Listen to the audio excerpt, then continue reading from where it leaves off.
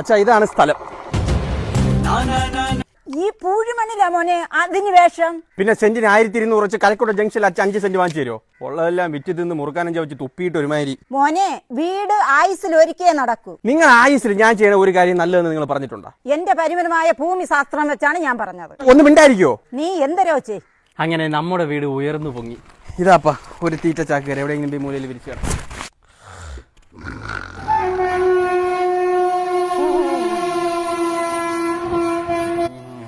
കിടന്ന് ഉറങ്ങാനും സമ്മതിക്കൂല.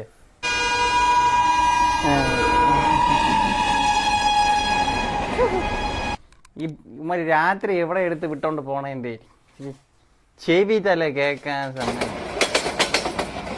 അച്ഛൻ തൂങ്ങിയില്ലേ? പാതിരാത്രി എവിടെ കഴിച്ചു പോണത്? ഞാൻ വല്ല വൃത്തസ്ഥലത്തിൽ പോവാൻ പോണം.